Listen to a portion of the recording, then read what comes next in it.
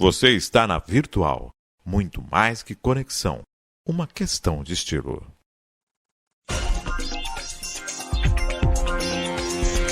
Virtual News.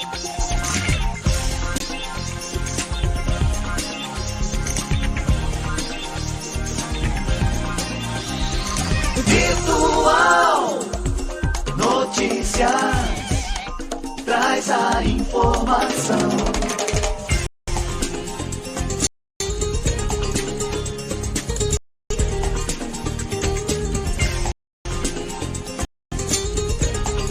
Virtual News. 9 horas mais 55 minutos. Um bom dia para você. Sextou. Começa agora o Virtual News desta sexta-feira, dia 10 de novembro de 2023. Um bom dia aos poderes constituídos, ao Executivo, ao Legislativo e ao Judiciário. E um bom dia sempre especial para você, que faz parte do quarto poder, que é a sociedade organizada. Sexta-feira de sol, olha que maravilha, hein? De repente, para quem mora na região metropolitana da Baixada Santista, pode dar praia. Olha só que coisa boa, hein? Chuva, e agora deu uma parada na chuva, afinal de contas, o pessoal já estava criando limo já, né? Já estava tendo broto já. Olha que situação. 9h55, sexta-feira, para quem nasceu no dia 10 de novembro, parabéns, tudo de bom. Deus abençoando a sua vida hoje e sempre. Maravilha! No programa de hoje, a participação de André Santos e a estreia dela com a gente aqui. Olha, quanto tempo eu não estou esperando essa presença aqui no programa. Doutora Vanessa Mesquita, também conosco nos controles eletrônicos, Maria Clara. Bom dia, Maria Clara. Bom dia, Vanessa. Bom dia, André.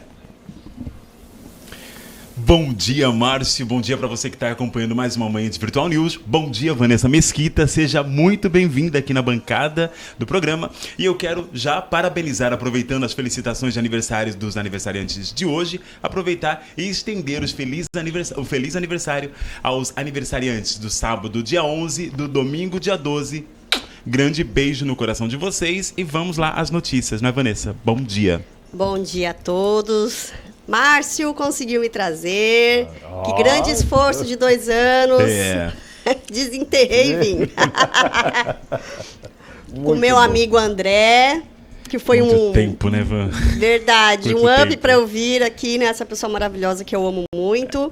Obrigada pelo convite. Estarei aqui para, quem sabe, novas oportunidades também, né? Não é? É legal que essa energia que ela traz pra gente aqui, né, Márcio? Precisava, além da Maria Clara, de mais uma mulher aqui nessa bancada pra gente poder realmente florir esse programa e trazer um pouco mais de cor e feminismo nesse lugar. É necessário. Pra Sempre. gente, As mulheres ainda vão dominar o mundo. Não dominaram porque não querem ainda, né? Já era pra ter dominado já. Na verdade, elas até já dominam, mas assim, um pouquinho lá, né, no backstage, elas estão dominando tudo. A gente sabe do poder feminino que manda. Bora lá. 9h57, vamos às notícias do Virtual News de hoje. Vamos à pauta do Virtual News desta sexta-feira. Principais notícias desse dia 10/11 de 2023.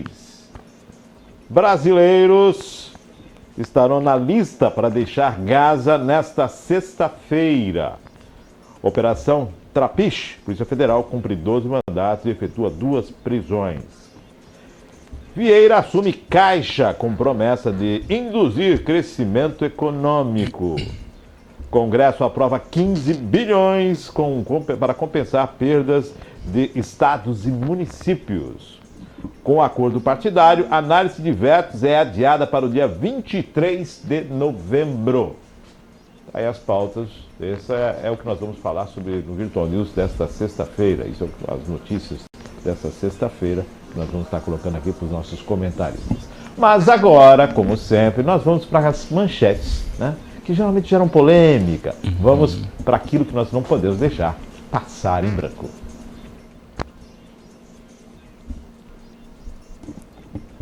Para não passar em branco. Essas aqui os comentaristas não têm, viu? Reuters, na SpaceX, lesões de trabalhadores disparam na corrida de Elon Musk para Marte. G1, brasileiros são autorizados a deixar Gaza. Veja os próximos passos para o grupo até a chegada no Brasil. R7, veto presidencial à desoneração da Folha não teria explicação jurídica, dizem especialistas. Isto é, Bolsonaro era incentivado por Michele e Eduardo a dar golpe, segundo Mauro Cid. Agência Brasil, contribuintes de São Paulo poderão parcelar débitos inscritos na dívida ativa até 145 vezes. Isso mesmo. Estadão, desembargadores do Piauí vão receber 97 mil para ir com as esposas a congresso de 2 dias na Espanha. Olha que maravilha. Estadão, movimentos de Moraes provocam crise com OAB e advogados dizem ter sido silenciados. Jornal do Brasil, milícia cresce no Rio com o apoio de políticos como Bolsonaro e ex-ministra de Lula. STF tem 3 votos para a correção do FGTS pela poupança a partir de 2025. Vanessa, André, qual delas, todas elas, nenhuma delas, fiquem à vontade. Acho que é importante a gente falar da faixa de Gaza, né? Do desespero dessas pessoas de sair. O Brasil é um país de paz, né? Não é um país de guerra, né? Nós temos nossos problemas internos, políticos, sociais, mas nós somos um Brasil de paz, um Brasil de festa, um povo feliz, né? Eu imagino o desespero dessas pessoas ali no meio daquela guerra, daquela guerrilha, com conflito de ideais, né? E é muito triste a gente ver que muitas vezes a gente é deixado sempre por último, até nas questões internacionais. Exatamente, muito bem colocado, Vanessa.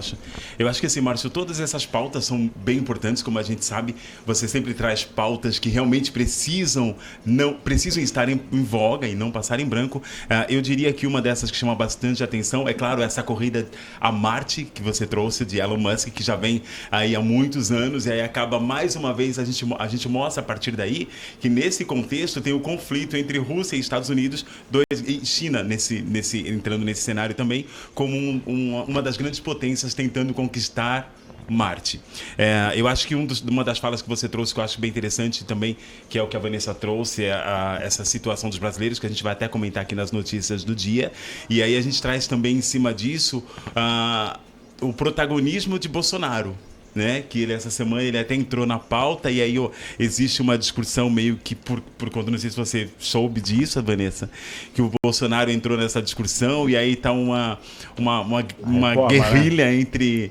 entre os diplomatas israelenses e o governo brasileiro, mas aí a gente vai tocar sobre isso no decorrer da conversa. E, claro, algumas outras pautas que você trouxe que também são importantes, mas acho que essas duas, no meu ver, chamam bastante atenção. E, claro, o passeio à Espanha, que as mulheres vão poder ir, né? Eu achei, tipo assim, olha que interessante, né, Vanessa? Muito Os bom. ministros terão dinheiro para levar as esposas. Que bom, né? Vamos falar a verdade, pelo amor de Deus. 97 mil para desembargador, viajar com a esposa para faz videoconferência, meu Deus do céu. Participa do congresso. Isso é brincadeira. Márcio, mas muitos deles vão conhecer a Espanha pela primeira vez. Quem não queria, né? Vai com dinheiro próprio. Com tudo pago, bolso, amigo. Mas com tudo pago. É tudo muito legal. Afinal de contas, quando as pessoas querem se especializar, elas não acabam pagando por fora, não vai fazer seu MBA, qualquer coisa. Agora eles querem fazer o quê? O Span MBA? É isso? Mas é que tem que tirar a lasquinha, né? Senão não tem graça. Não, uma lasquinha não, uma lascona, né? Não, eu até acho que existem situações que o presencial, que não tem nem comparação entre presencial e virtual. Mas nesse caso, existe a necessidade de levar as esposas? Eu acho que realmente... Não acho necessário. Exatamente. Essa perda de público muito grande, né? Não, é o que eu tô falando. Eu acredito que ir, às vezes até... Eu acho, na minha concepção, eu acho que muitas das vezes o virtual não é o suficiente para realmente, quando a gente fala de alianças, quando a gente fala de conversas e tentar conquistas, a gente precisa estar olhando olho no olho. E o virtual traz uma certa distância, traz um esfriamento dessa conversa. Agora, nesse caso, eu não acredito até acredito que as esposas pudessem ir, desde que pago pelo dinheiro dos próprios Mas é maridos. claro, pode viajar o ponto. quanto quiser, só não com dinheiro público. Exatamente. 97 mil reais, gente, é no mínimo 90 pessoas ganhando salário mínimo. Sim. Se for aquele benefício continuado, é o dobro. É o dobro. Pô, isso é vergonhoso. Você está no Brasil, você quer ir para a Espanha? Pega, vai de avião, vai de helicóptero, vai de jato, vai de barco, vai de remo, mas vai com o seu esforço. Agora eu pergunto, é necessário ou criaram a necessidade? Ah, mas nesse aspecto aí é sempre bom criar necessidade. É, né? a gente Sempre não tem a discussão a fundo desse programa ou desse benefício, mas realmente é favorável, né? Qual é a Uma necessidade intenção criada real, né? favorável. Necessária e real para isso. Então, aí fica essa... E, bom, os brasileiros saindo de lá, a gente está falando a respeito também. Eu acho que... acho que tá de bom de polêmica, né? Bastante, hein? Tá bom de polêmica para passar em branco. Vamos. O veto do presidente da desoneração, vai ficar para analisar na semana que vem, viu? Tá. E aí vai ter que explicar isso também, vai ficar meio... Tá estranho isso aí. E também a questão do marco temporal, que fica para a próxima semana. Tá bom. A OAB Brasil já está, antigamente estava muito próximo do STF, agora com as decisões de Moraes, a OAB diz que está sendo licenciada. Está tendo um atrito aí entre a ordem e o Supremo. E agora a gente ainda tem a questão da PGR, aí dos nomes que estão aparecendo para a PGR. Está uma maravilha, viu? Então, vamos lá. 10 horas mais 5 minutos, é isso? Vamos para uma notícia. André, daqui a pouquinho tem compromisso, né, André? Tem um compromisso, mas a gente vai levando aqui as conversas para recepcionar a nossa ilustre apresentadora a partir de hoje. É? Maravilha. Ilustre comentarista a partir de hoje. Obrigada, meu amor. Nós estamos juntos. Vamos então à pauta do Virtual News de hoje. Vamos falar sobre Gaza, né? Vamos estar falando sobre Gaza agora, essa questão dos brasileiros que com a passagem sendo aberta, a autorização dos brasileiros já tem autorização para sair da Palestina, né? Vamos aguardar então, vamos conferir as informações que vêm da agência Senado em compartilhado com a agência Reuters. Vamos às informações. Tá aqui. Brasileiros estão na lista para deixar Gaza nesta sexta-feira. 34 brasileiros que aguardam para deixar a faixa de Gaza estão na lista dos estrangeiros autorizados a cruzar a fronteira nesta sexta-feira, dia 10. A informação foi dada pelo ministro das Relações Exteriores após conversa com o ministro Mauro Vieira, com o ministro das Relações Exteriores de Israel, Ellen Cohen. Segundo o Itamaraty, Cohen afirmou não ter sido possível cumprir a garantia dada por ele e que os brasileiros sairiam na quarta-feira, dia 8, por fechamentos inesperados da fronteira. A lista com os estrangeiros autorizados a deixar a faixa de Gaza é elaborada por autoridades egípcias e israelenses. Até o momento, mais de 3.400 estrangeiros foram autorizados a deixar Gaza, sendo que 36% com passaporte dos Estados Unidos. É aquilo que eu estava falando, né? Não tem mais, né? Perfeito. Agora vamos lá. Os 34 brasileiros são abrigados nas cidades de Carran e Ones e Rafah, próximos à fronteira com o Egito. A fronteira de Rafah, que liga o Egito à faixa de Gaza, é o único local para entrada e saída das pessoas ou mercadorias no enclave palestino. É o que você estava falando, Vanessa.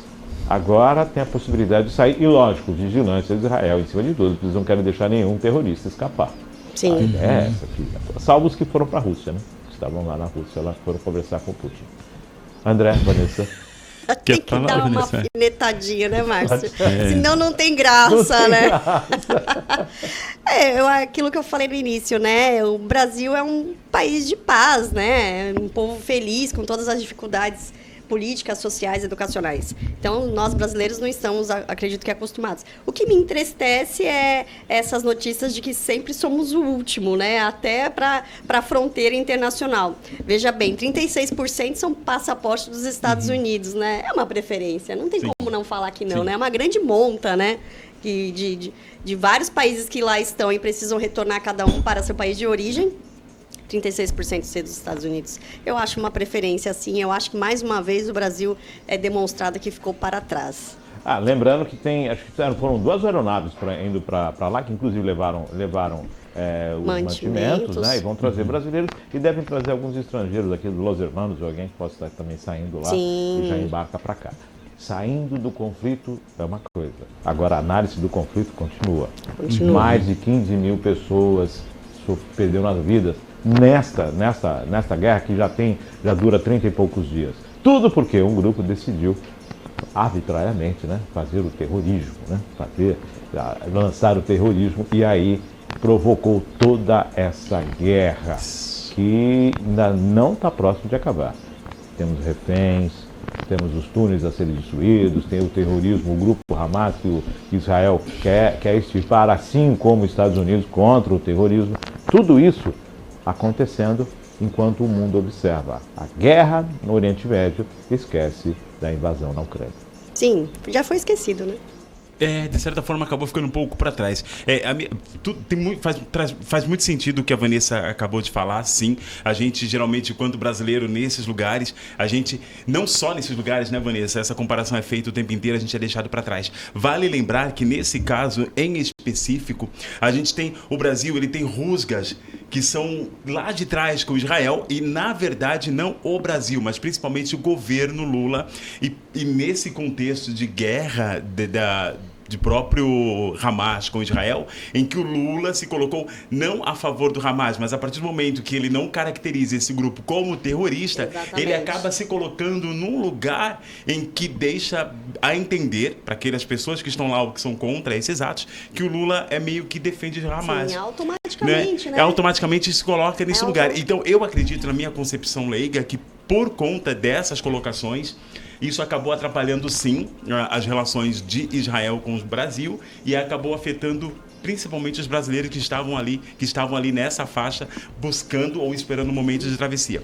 O próprio ministro das Relações Exteriores de Israel aqui no Brasil, Eli Cohen, ele chegou a dizer que não tem nenhum contratempo com o Brasil, que o Brasil é um país que tem negócios com Israel e isso é legal, mas a gente percebe sim, porque o Brasil, o Lula, quando essa guerra começou, ele estava na cadeira da segurança, o Brasil estava lá, né, assumiu o Conselho de Segurança da ONU e ele foi um dos primeiros líderes de governo a trazer pautas que foram realmente ouvidas, discutidas, que tinham muito mais a ver com a paralisação do conflito, com a ajuda humanitária, e mesmo assim ele não foi ouvido. Então, existe essa dicotomia de parceria, mas de rusgas que já vem lá de trás e falas do governo, mas graças a Deus que agora realmente a gente conseguiu.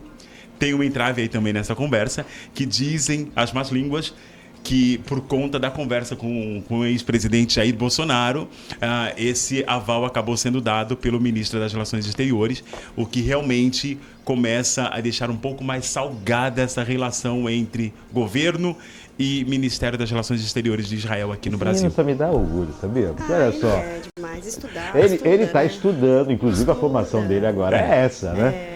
Está espetacular. E aí ele vem e traz toda uma leitura espetacular. Parabéns. Não, é porque, na verdade, não é nem que uma leitura. Realmente a gente acontece, isso é o que acontece, mas a gente precisa olhar por essa ótica também, né? Porque está acontecendo, só que a gente só presta atenção. É legal que os brasileiros saíram, mas por que eles não saíram antes? Sendo que o Brasil era um país que realmente já estava lá preparado. O Brasil foi o primeiro país a mandar o avião para buscar, foi o primeiro país a realmente agir em defesa dos brasileiros, não só brasileiros. Tanto que de Israel saíram todos, né? Sim, sim. E aí agora... E o mais legal dessa nossa missão é que a gente também está trazendo cidadãos dos países aqui da América Latina, né? Isso é muito legal, eu achei fantástico do Brasil. Mas é isso. Na minha concepção, eu acho que um líder, ele deve tomar muito cuidado com o que fala e com as suas opiniões pessoais. Porque ele não prejudica só a ele. Ele prejudica todos aqueles entornos e, nesse caso, é um país inteiro que ele está prejudicando. Então, às vezes, é muito bom tomar cuidado com as suas opiniões pessoais, né? Cuidado com as expressões, né? Você pode, claramente, ter cada um a sua pessoalidade, seu objetivo e subjetismo. Cada um pode escolher como Mas que você quiser. tem que pensar aqueles que estão atrás de você e dependendo de você, né? Então, eu acho que tem coisas que melhor se recusar. Como o Vanessa bem disse, enquanto você está ocupando um cargo que representa um país, não é a sua opinião. e sim o melhor que é para o seu país. Exatamente. Coletividade. E nesse momento, inclusive, né, até legal você trazer isso, porque é o momento que agora o presidente percebeu que ele realmente precisa se conter com as falas. Eu acredito que nesse lugar de líder de governo, ele tem pessoas que sabem exatamente o momento de falar e o que falar. Celso Amorim é um grande exemplo disso, um grande internacionalista que tem falas adequadas, que eu acho que o Lula, apesar de tê-lo do lado dele, ele poderia parar para ouvi-lo mais. Mas eu trago ainda mais. Esse novo governo Lula, o terceiro da história, eu acho que por conta do boom das informações que a gente tem o tempo inteiro, eu acho que ele está muito mais empolgado em falar, empolgado em se expressar, como todo mundo faz nas redes sociais, e às vezes acaba sendo demais. E empolgado em viajar também, né? Isso outros 500. Mas não foi até na Ucrânia, não foi.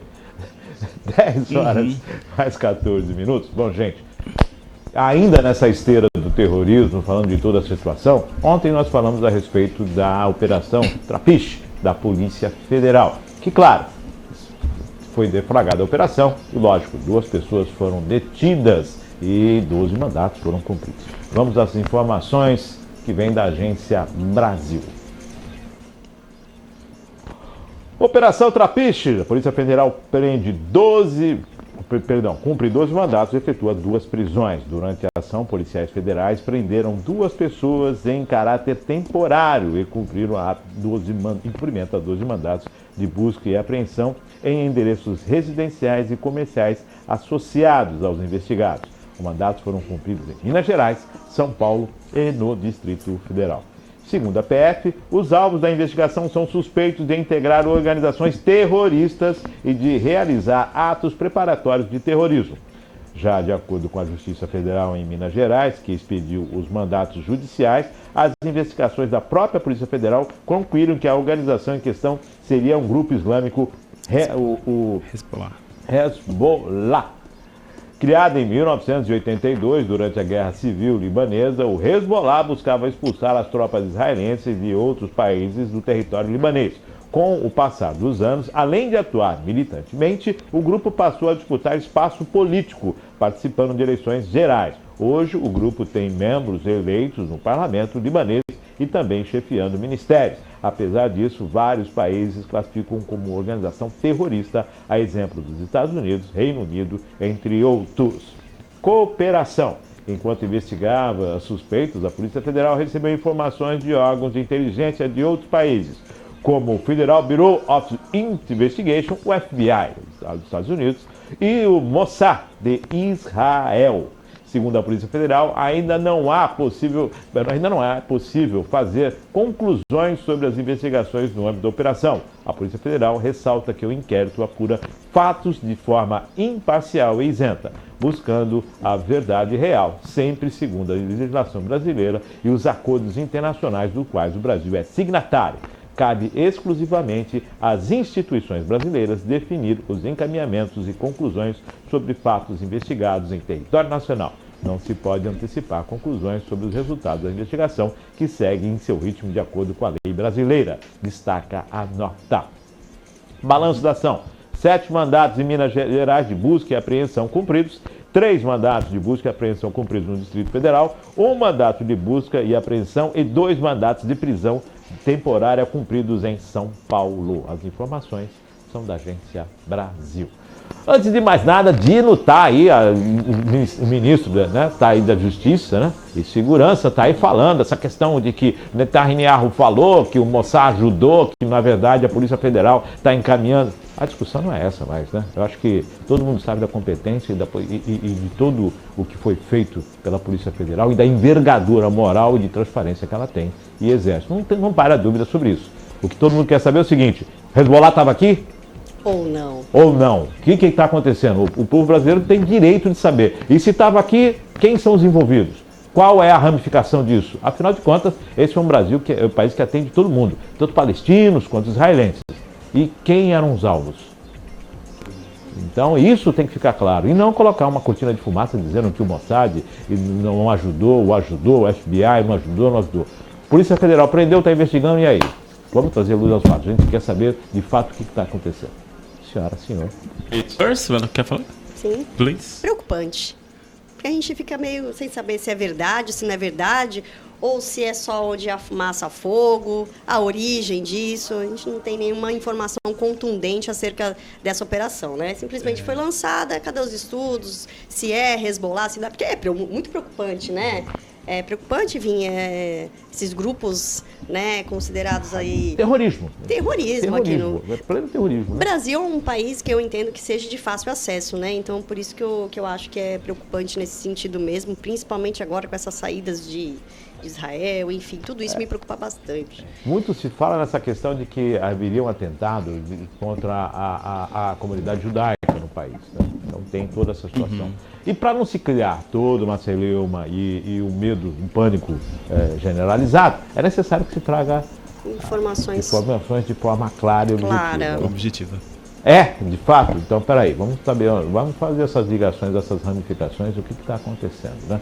Como bem disse ali, o Hezbollah no Líbano, ele tem um posicionamento, ele tem uma situação, ele tem uma ocupação, mas lá é o Líbano. Lá no Líbano, no Brasil é Brasil. E aqui os brazucas é que mandam e tem que ser do jeito brasileiro. Sim. Então a gente é um país laico, aceita todo mundo, aqui é carnaval, aqui é tudo bem, aqui é sorriso, alegria, mas ponto. Se pisar no calo, é um bypass na hora. Ou estou errado? Verdade. O cara é um lorde, ele entende do assunto, né?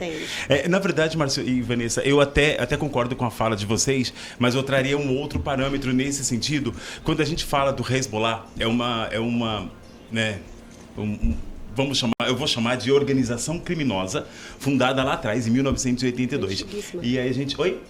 Antiguíssima. E a gente traz aquele parâmetro, tipo assim, que realmente é uma organização. Primeiro a gente tem que colocar essa fala em cima de qualquer contexto que venha depois. Então eles têm esse parâmetro porque a gente sabe que é um grupo que nasceu de um nacionalismo latente naquele período, e aí eles estão acabando, a intenção deles é realmente poder trazer...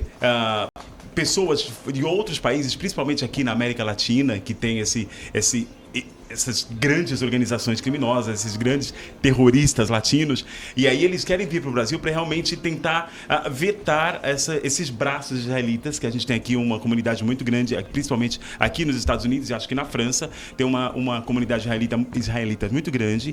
E o que é essa Operação Trapiche dentro desse cenário? Essa operação nasceu na Bahia, se eu não me engano, né, em Salvador. Eu vi alguma coisa um tempo atrás que era uma operação para combater o tráfico de drogas, se eu não me engano. Então, você percebe onde está a organização criminosa, eles conseguiram esse tipo. Se chegou a esse ponto dessa Operação Trapiche e encontrar essas pessoas envolvidas com Hezbollah, é porque realmente a comunicação está acontecendo nesse lugar.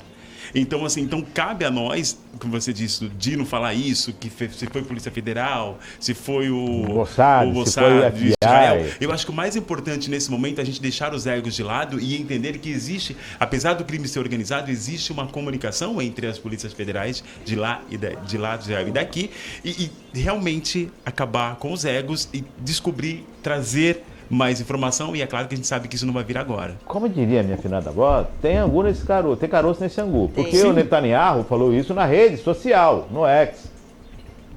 Colocou lá no X, foi no X, soltou na rede social. Netanyahu, o primeiro-ministro de Israel, se preocupou com uma operação no Brasil. Gente, algo tem. O cara tá no meio de uma guerra. Algo tem, ainda tá preocupado com isso aqui. E é de se desconfiar, né? Então, não é assim, né? O cara tá no meio de uma guerra. Não, no Brasil eles tomam conta lá. Não, o cara, de acordo, parabenizou, falou do Mossad, falou... Ele não está ganhando quem não ganhar voto no Brasil, porque não tem nada a ver. Os israelitas aqui, embora sejam grandes, mas lá, Israel, o número é maior. Então, eu não quero aqui antecipar nada, mas... Vamos esperar. Mas é como a gente traz aí nessa fala um toque que a Vanessa deu de portas abertas. Nós somos um país de braços e portas abertas. E a gente não tem nenhum histórico de guerras latentes nos últimos anos.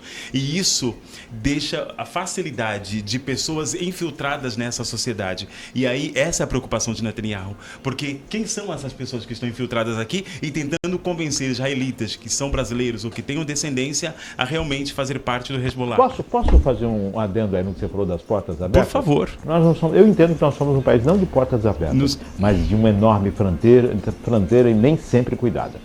Ah, não. Sim. Não, mas quando eu falo... Porque a gente sabe que quando você vem pelo aeroporto, quando você vem pelas vias normais, existe todo um controle.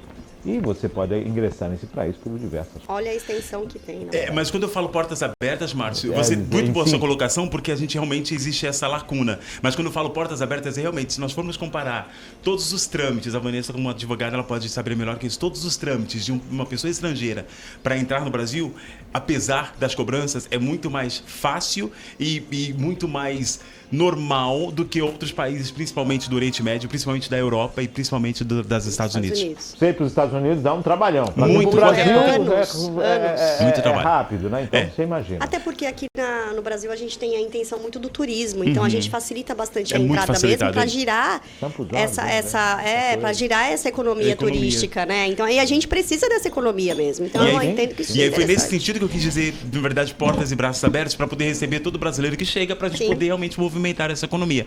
Talvez aí esteja um pouco do nosso, né, do escorregar brasileiro. Das facilitações, né? Essa talvez traga facilitação. E outra, né, gente? Chega qualquer licença, qualquer estrangeiro aqui, chama o italiano pro churrasco, olha, já apelidou. Nós somos muito solícitos com o estrangeiro. É um país solícito, né? As pessoas se sentem muito bem. O mundo não pode se esquecer do que aconteceu na Segunda Guerra Mundial.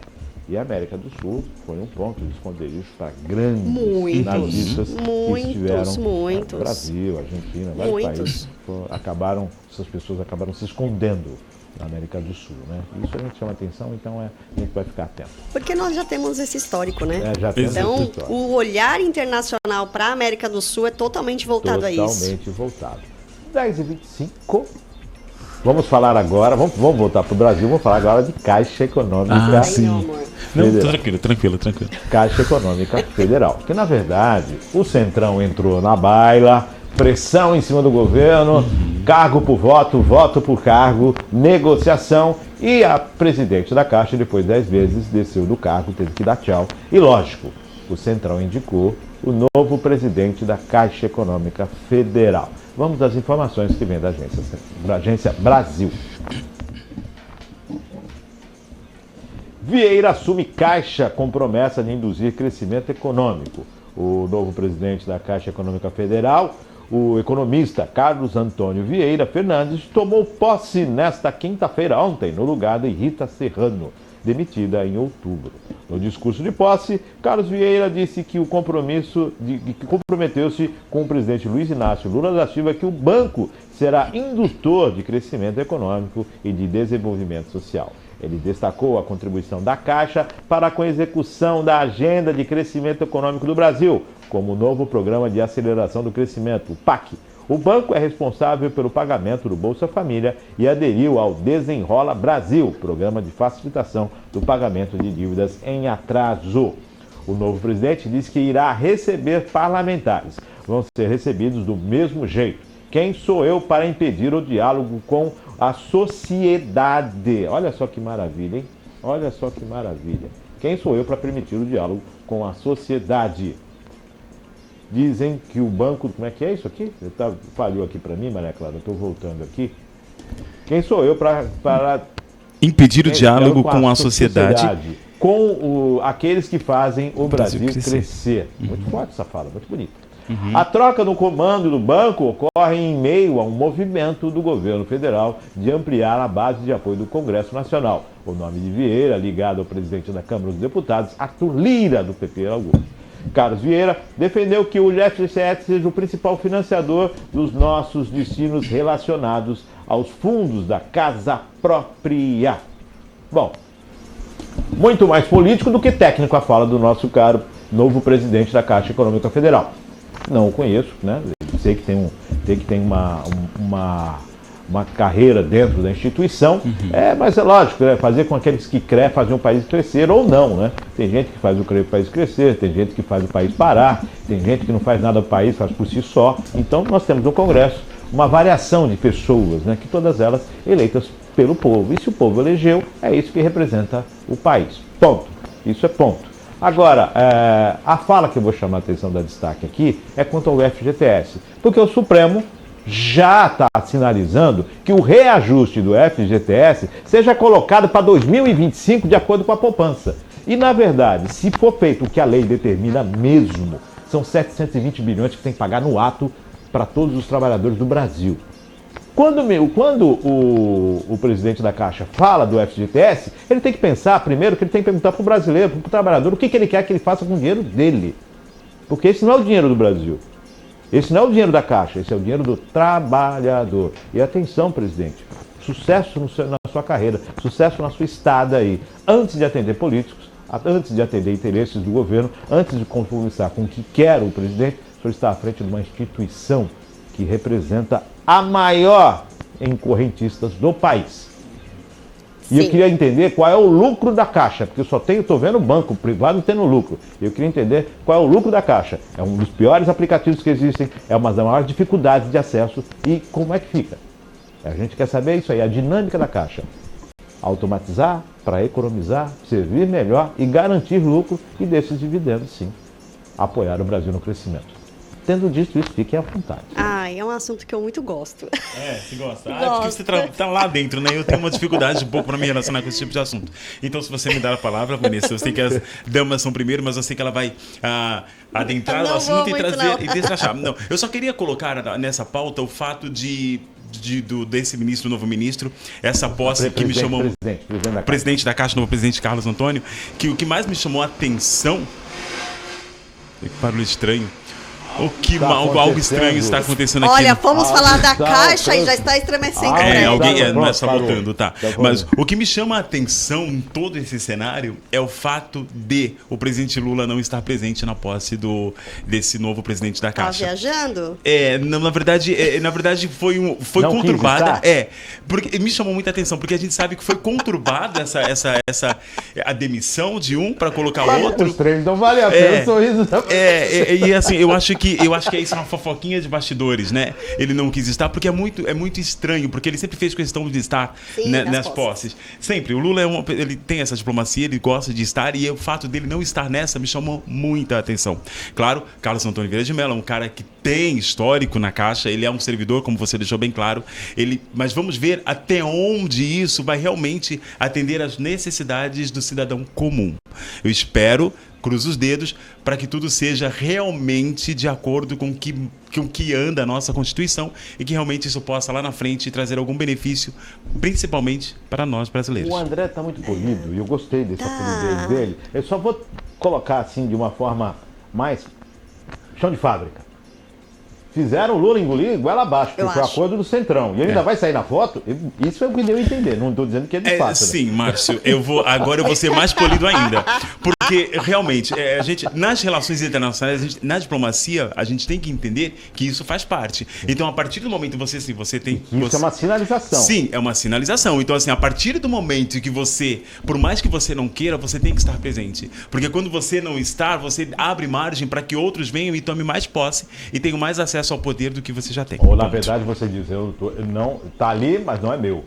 Não, eu acho que ele deveria estar lá e dizer, mesmo estando aqui, eu estou sendo obrigado a... Eu acho que ele fez quase igual ao Cristiano Ronaldo. Tirou da frente dele aquela garrafa que ele não sim, da Coca-Cola. Eu lembro disso. Mas a diplomacia, nesse sentido, ela tem que ser muito latente, tem que tomar muito cuidado, porque às vezes ações e falas, como a gente falou da outra vez, acabam tendo outro tipo de interpretação. Que a gente não sabe qual era a agenda do presidente também. Né? É uma posse, né? Tudo bem que ela foi programada. Vanessa.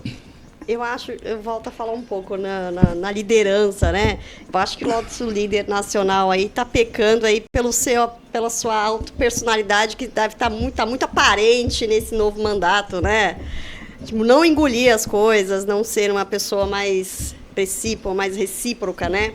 Eu também acho que primeiro fator, gente, disso tudo, política. Claro. Política, gente. Político, você tem que ser o quê? Político. Você vai ter que ceder, você vai ter que fazer acordo, deixar, exigir, né? Mas eu acho que sim, era extremamente interessante e necessária a presença dele. Eu acho que até pode ser um desaforo para quem o pediu para colocar.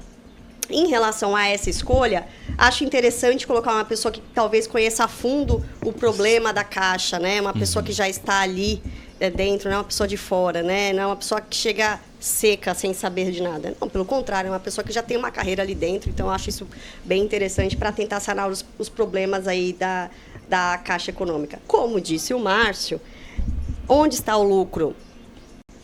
Márcio, querido. Onde está? Onde está? Cadê o Oli? Onde está o lucro? Olha, praticamente toda a sociedade brasileira tem que ter uma conta caixa. Ou para receber o benefício, porque é caixa, ou para receber o seu FGTS, porque é caixa, né? E até nós, somos advogados, nós temos que ter, porque os alvarás judiciais... Caixa. TRF, TRT... Então, eles meio que consignam a gente a ter uma conta num banco federal mesmo. E, geralmente, eles tendenciam para Caixa. Temos o Banco do Brasil, mas a tendência é Caixa. Então, ele é um grande giro hoje. Né? Ele é um grande giro hoje. E eu entendo também uma coisa muito importante que eu vejo é a aplicabilidade para as pessoas de baixa renda tentar limpar seu nome, pagar dívidas, usar o seu dinheiro. Né? Então, eu vejo que o governo tem se empenhado um pouco em programas que possam melhorar o nome das pessoas, né? Porque você é impedido muito pelo CPF restrito, dificuldade de crédito. Então, isso faz com que a população mais carente ela não consiga evoluir muitas vezes. Então, eu vejo que o governo tem se empenhado um pouco para melhorar essa questão com programas que facilitem aí pagamentos de dívidas e programas de crédito, né? A questão do FGTS, ele trabalha com número, mas não com dinheiro real. Então, ele só vai ter aquele dinheiro real na hora que ele for dispensado e sacar. Muitas vezes ele não é dispensado, muitas vezes ele pede demissão, mandado embora por justa causa, aquele dinheiro fica ali preso e é liberado com algumas características especiais, como 2 anos sem vínculo, ou alguma doença, aposentadoria, ou alguma liberação por motivo de força maior, né? Então, eu acredito que essas numerologias é onde a Caixa trabalha. Uma concepção minha. Só aproveitando a Vanessa falando, essa questão, o sujeito ficou desempregado 2 anos e tem alguma coisa no fundo, como é que ele faz para retirar? É um parto para retirar ou ele chega lá e saca? Ele tem que esperar o lapso temporal de 2 anos, sem registro, sem INSS, e tem uma cerca de condições especiais que agora de cabeça todas eu não vou me lembrar, e aí depois ele consegue liberar o valor. Mas aí ele não chega lá e coloca e saca, não. Não, também passa lá, tem todo um processo burocrático, né? Depois de 2 anos, porque o dinheiro, como você falou, o dinheiro é dele, mas espera lá, tem condições para sacar o dinheiro dele. E a Caixa que remunera mal o Fundo de Garantia. Remunera. Mal. Não remunera, né? Não remunera. O negócio não é uma poupança. E só uma questão. 12,75 de Selic, mas... E o legal que o Márcio trouxe, né, com essa fala, com essa nova posse, é o fato da pergunta, né? Onde, como e onde estão os lucros da Caixa, principalmente. E, na verdade, não é que a gente pensa assim... Não existe lucro, tipo assim, onde estão lucros, dá a impressão de, tipo assim, a Caixa não tem lucro de nada. Na verdade, eu acho que precisa de uma transparência, né, doutora? Não tem. Eu acho que essa transparência de como é feito o que a gente tem nos bancos privados, a gente não tem muito com Caixa. E eu vou só mais um ponto aqui, que eu acho importantíssimo, é mais uma mulher que sai do primeiro escalão do governo. Eu ia falar disso, inclusive. Exatamente. E para dar lugar a um homem... Peraí, o que está acontecendo? Eu ia falar disso, inclusive. Ao invés de investirmos mais nisso, estamos tirando e colocando... Quer dizer, não existiria um outro escalão aí para ser alterado, e sim tirar. Não existe uma outra mulher que poderia estar subindo esse cargo ligada ao Centrão? Quer dizer, o interesse político ele está superior a qualquer condição de legitimar a mulher no cargo, de dar espaço à mulher na administração pública, no comando do país. É isso. Márcio, você trouxe uma coisa, se a doutora me permitir falar, que até levanta, quando você levanta essa questão, principalmente de gênero, a gente coloca no contexto histórico do Brasil o fato de ser um homem que tirou uma mulher do lugar e, mais uma vez, um homem branco que está nesse lugar de poder político que a gente vem tentando desmistificar. Exatamente. Ou não desmistificar, mas principalmente desconstruir esse lugar do homem branco nos cargos de poderes políticos, quando a gente tem principalmente mulheres e também mulheres pretas para esse lugar. Só sobre a questão do Fundo de Garantia, o julgamento está no STF sobre a correção. Entrou em pauta e o Zanin pediu vistas mais 90 dias, então só para o ano que vem. Eu falei, eu perguntei lá nos programas que eu disse que esse ano não ia aparecer, não ia ser votado, porque já está com 200 bilhões negativo. Se sai uma sentença favorável ao trabalhador, 720 bilhões, mesmo pagando em 4 anos, estoura, explode. Não vai acontecer. Não vai acontecer. Então, ao menos, né, vamos manter esperança. Só esperança. Só esperança. Ai, pai, Não amado. vai acontecer. 10h38, André, tudo certo? Não, na verdade, eu estava esperando a gente terminar essa pauta. Eu preciso ir, minha amiga. Vai lá, meu amor. Preciso Vai lá, ir, viu? Márcio. Compromisso de última hora Quero que deixar eu um super respeito. beijo para vocês e acompanhe aqui o restinho do programa.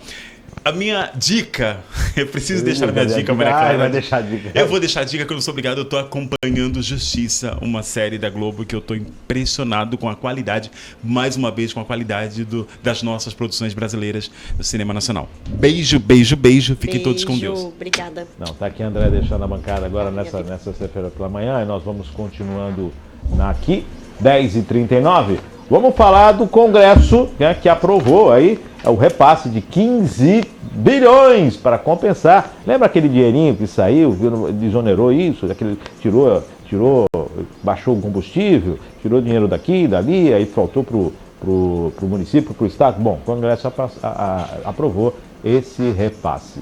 Vamos então às informações que vêm da agência Senado. Congresso aprova 15 bilhões para compensar a perda de estados e municípios. Olha só que coisa, hein? 15 bilhões. O Congresso Nacional aprovou a liberação de um crédito especial de 15,2 bilhões do orçamento, a PLN 40, de 2023, para compensar perdas de arrecadação de estados e municípios em decorrência da isenção do ICMS sobre combustíveis no ano passado, além da redução do preço do petróleo e das commodities este ano. A senadora Zaneide Maia reforçou que o dinheiro vai garantir o pagamento de salários do funcionalismo e de terceirizados, já que o líder da oposição, o senador Rodrigo Marinho, ponderou que o dinheiro vai reembolsar parte das perdas referentes ao período de junho a setembro do ano passado.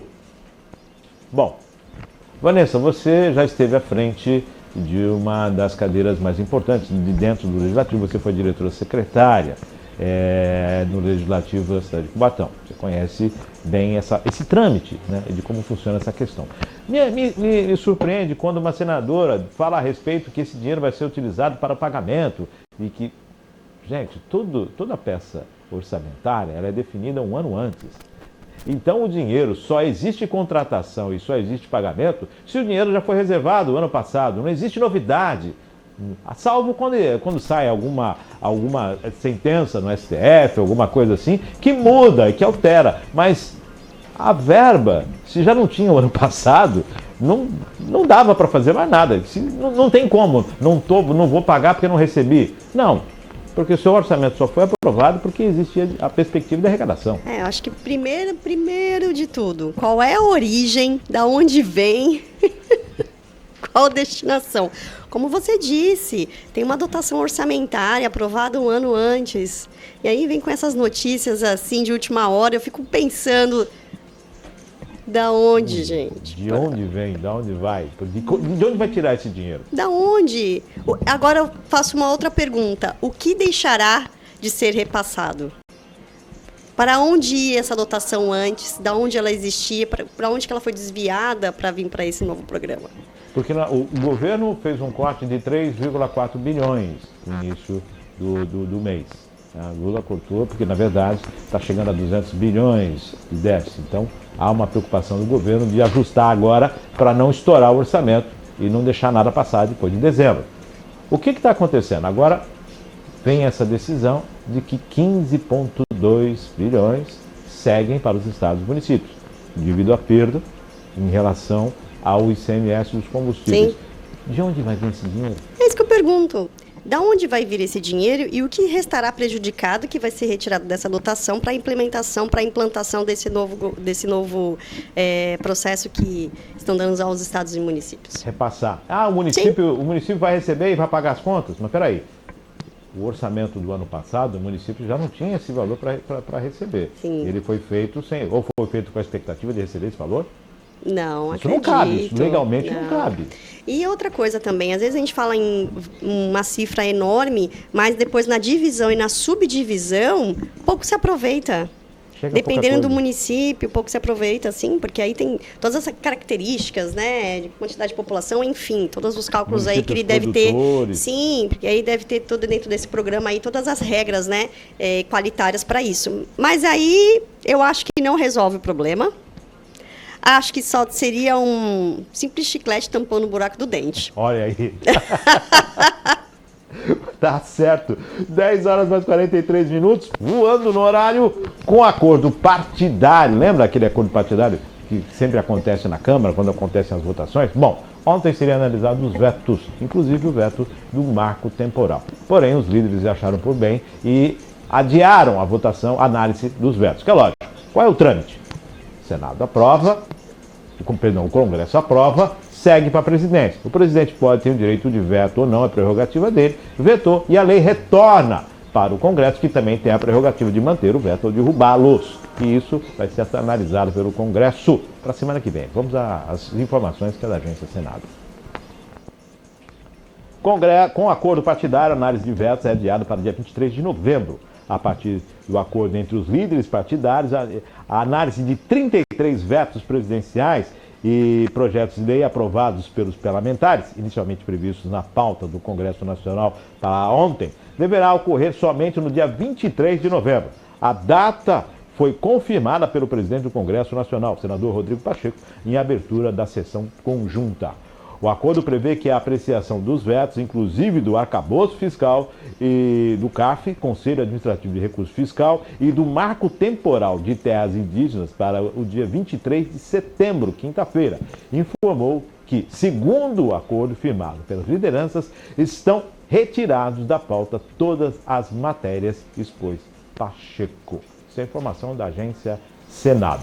Prerrogativas, foi feito um acordo, mas lembrando que tem prazo, né? Não pode passar disso, porque senão trava a pauta.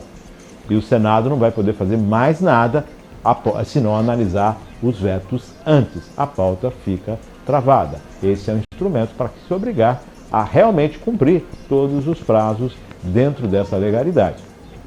Houve um acordo, houve a transferência, perfeito. Mas os vetos têm que ser analisados e são, assim, nevrálgicos. Marco temporal, arcabouço fiscal, o conselho, quer dizer, é dolorido e, claro, o governo pode ter uma derrota ou não na questão dos vetos, da manutenção ou derrubada dos vetos. Vanessa. Eu acho que, mais uma vez, aí o governo tem se esquivado de coisas que possam dar uma chacoalhada grande, notícias repercutórias, né? Eu acho que tem coisa que tem que ser encarado. Eu acho que o marco temporal é necessário e deve ser encarado. O Supremo legislou, né? Sim, o Supremo vem legislando já há um tempo, na verdade, né? Mudou bastante aí a regra, eu não estou entendendo mais o que está acontecendo com essas regras aí, né? O Supremo legislou, o Pacheco disse que a Câmara se movimentou, tanto quanto a isso quanto a outras matérias. Agora vamos aguardar, dia 23 está chegando e vamos chegar. Eu acho que vai chegar o dia 23 e eu desconfio que vamos ter uma nova surpresa. Vamos esperar dia 23. Mas se não votar acabou, como é que fica? Vão arrumar uma saída, Uma porque saída? todos têm uma saída. Tem uma saída. Eu acho que eles não vão criar, eu posso estar errada, ou eles vão ser obrigados a... Porque a reforma tributária foi, mas volta agora, foi para a Câmara.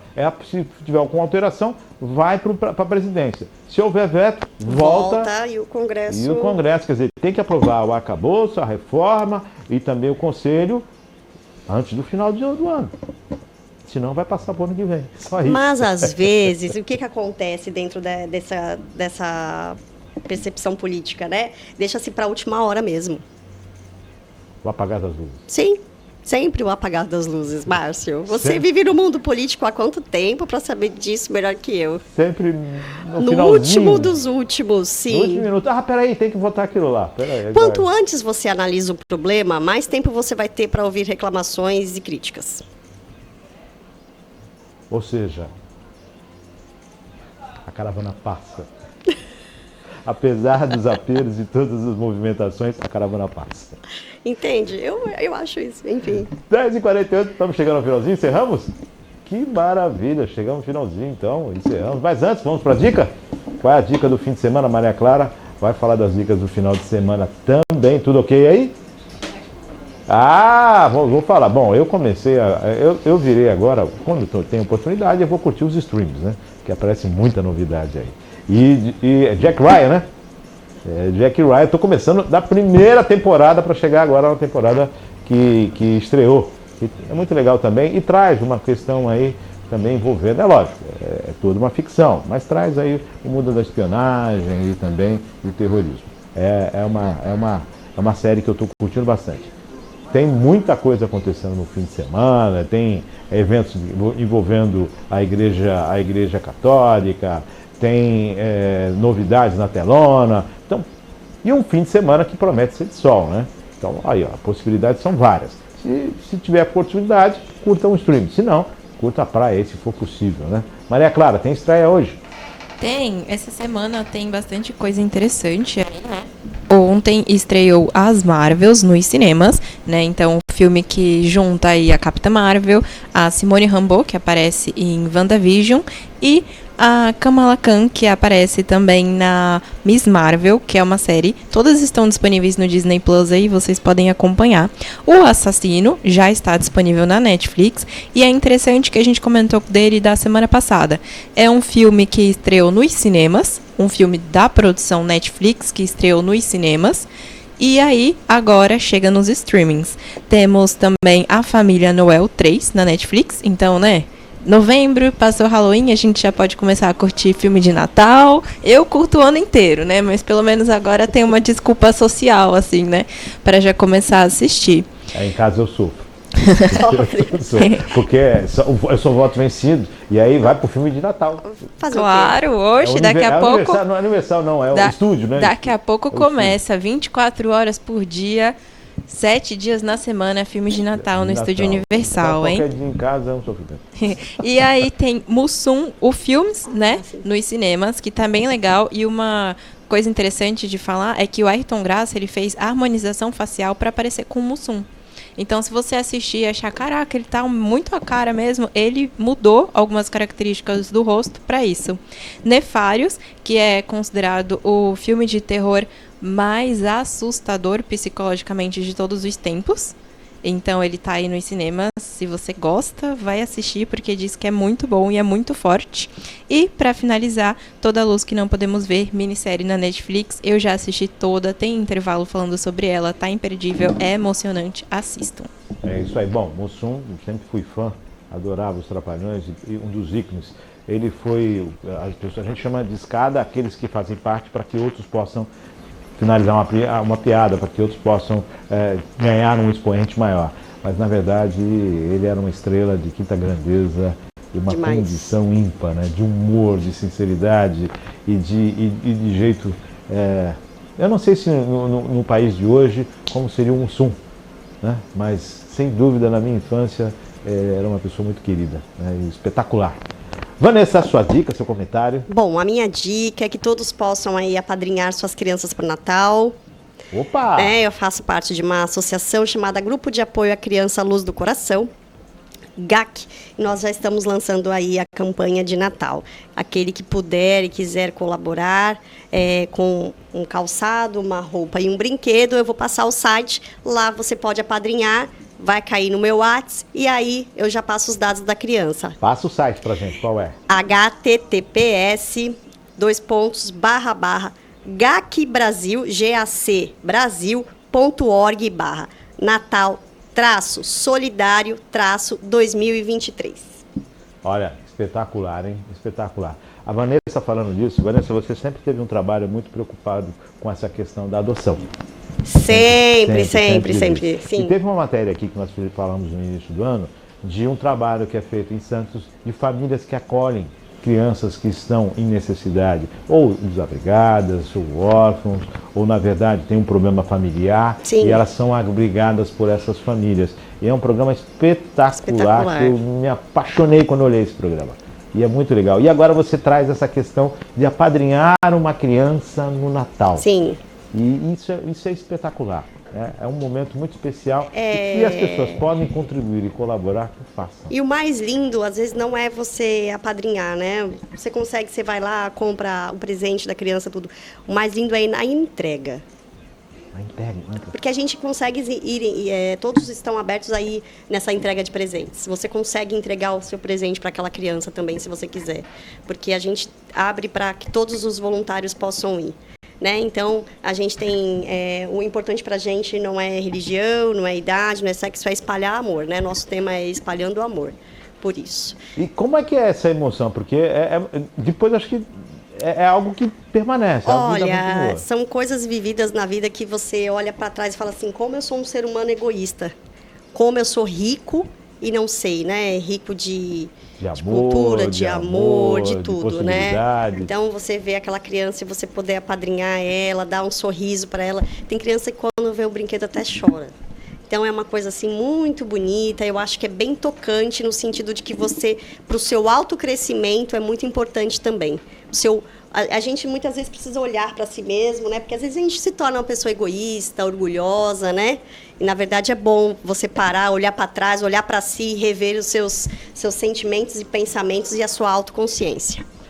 O interessante nisso que você falou é criança sendo criança, né? Criança sendo criança. Teve uma cartinha para o Papai Noel que a criança pediu comida, a cesta básica. Sim. E isso, na verdade, a gente... Toca.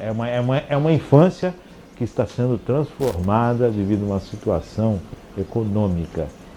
E para quem vive a infância, para quem viveu a infância, para quem curtiu isso, e é o saudosismo das gerações anteriores, né? Infâncias maravilhosas, né, que nós tivemos. Não estou dizendo que não tivemos infância, que Maria Clara não teve infância. Eu estou falando da experiência em infância. A gente sabe o quanto isso é importante e o quanto isso acaba construindo você para o futuro. Muito. E aí a criança precisa ser criança. E precisa ser amada, e precisa ser vista, e precisa ser notada no sentido de criança é criança. E hoje as crianças trazem muita responsabilidade para dentro dos seus lares. Mas acho que seria um outro assunto que eu vou estender muito isso daqui, porque eu conheço a fundo. Maravilha. Já fica o nosso compromisso, manda para cá o site, nós vamos pegar e vamos estar divulgando também para as pessoas participarem dessa campanha, que é muito importante. Muito obrigada. Qualquer lugar do país, pode mandar. Pode mandar, a gente tem algumas pessoas também que você pode entrar em contato com as lojas, elas montam se você tem diferença, tem problema de entrega, tem correio, enfim. Hoje em dia acho que é muito mais fácil essa questão de entregas e localizações. Nós temos uma logística fácil. Não, eles não. Eles não podem, eles têm que ir lá. Vanessa, agradecendo a sua participação. Eu que agradeço imensamente. Maravilhoso. Espero ter você mais vezes aqui. Com certeza. Presença feminina constante. Muito obrigada. Agradecendo a Vanessa Mesquita, agradecendo a Maria Clara, agradecendo o André que estava aqui conosco, agradecendo sempre a você. Daqui a pouquinho os drops estão à disposição no canal no YouTube, no site e também nas redes sociais. Excelente final de semana para você, aproveite, curta, tem as dicas. Fique com Deus e até segunda-feira com mais um Virtual News, se Deus quiser.